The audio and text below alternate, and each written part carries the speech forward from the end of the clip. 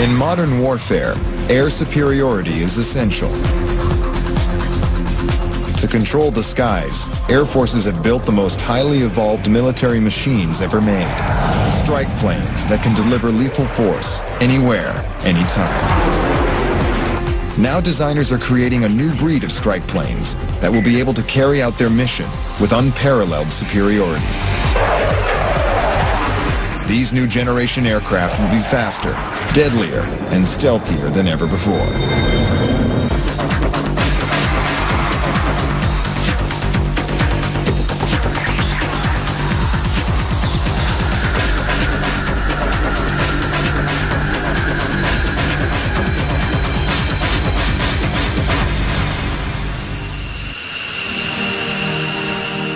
This plane, the F-15 Eagle, was built for one purpose and one purpose only: total air superiority.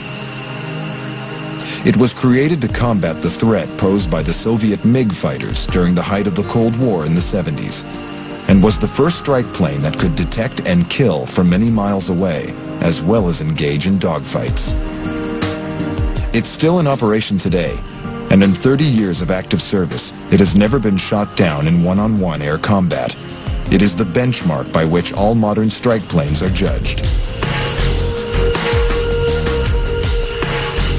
The F-15 has seen active service in both Gulf Wars and is now keeping the peace patrolling the skies above the west coast of the United States with the Oregon Air National Guard, constantly on the lookout for any threat to the U.S.'s national security. I'm Mo Gass, a major in the Oregon Air National Guard, and I fly the F-15. My name is Paul Fitzgerald. I'm an F-15 pilot for the Oregon Air National Guard. Major Dale Bennett, known as Mo Gass, and Major Paul Fitzgerald, known as Snap, are former airline pilots, but now they work as fighter pilots at the Air National Guard. They are on alert 24/7 and are ready to scramble and shoot down intruders at a moment's notice. The F-15 is a pretty incredible airplane, actually. Thinking about its design was in the late 50s, 60s. Came off the production line in the mid-70s. So it's been around for quite some time.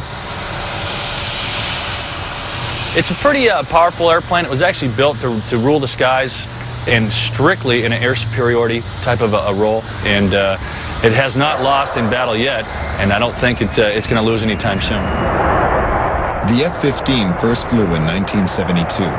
Over 1,200 were built, and now there are still over 500 flying on active duty. It's a pretty big airplane. It was actually built to house the radar that lives in the nose.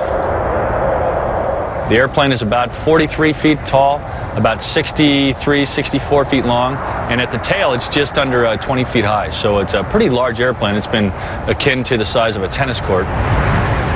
As well as patrolling the skies for intruders, the pilots of the Air National Guard also carry out training exercises. Mo Gass and Snap are planning a simulated dogfight where they will practice shooting enemy planes out of the sky. Mission objectives for the Blue Air is quick kill.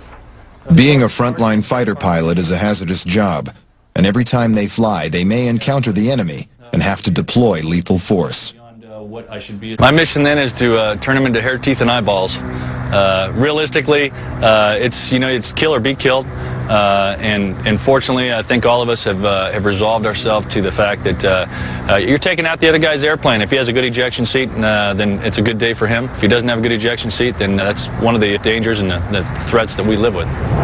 The F-15 carries a range of missiles and a cannon with 900 rounds of high explosive bullets. We have two arenas we normally fight in. It's within visual range and then, of course, beyond visual range. Within visual range, I have a 20-millimeter cannon that's in the right wing root of the airplane.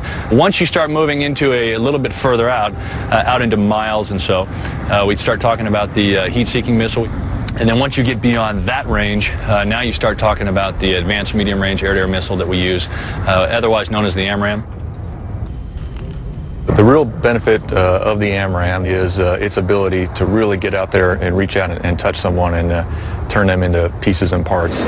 The F-15 has two giant engines producing a combined thrust of 46,900 pounds between them, capable of pushing the plane to a top speed of 3,000 kilometers per hour. That's around 3 times the speed of a 747. The thrust that you get out of these airplanes gets you off the ground fast and gets you to where you need to get fast. The biggest advantage having a great thrust-to-weight ratio is the ability to power through a turn and to not only turn as quick as you can, but also to be able to sustain that turn in combat. It might take, in order to kill the enemy, it might take 3 or 4 360-degree turns in order to successfully get behind them and get into a weapons engagement zone and to either shoot a missile off or to shoot the gun. But turning at high speeds exerts massive forces known as G-forces on the pilot. 1 G is the force of normal gravity. When the pilot makes a high G turn, the weight of their body is multiplied by the same number. 6.5 right there. At 6.5 Gs, a 76-kilogram pilot would feel as if he weighs 6.5 times as much. That's 496 kilograms. In order to be able to cope with the 9 Gs that the airplane will pull and actually sustain for a little bit of time, they give us several different pieces of equipment to help that happen. That's the combat edge vest. It fills up with air, keeps the internal pressure in your chest cavity, so the blood can actually get pushed out of your chest cavity and into your head. Most importantly is your G pants too, G suit otherwise known as.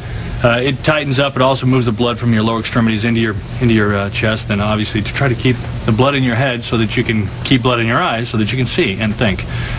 The color goes out of your vision first. The second thing that goes is obviously you have tunnel vision, and that's followed by stages of going unconscious, and that's the whole reason we're trying to avoid that.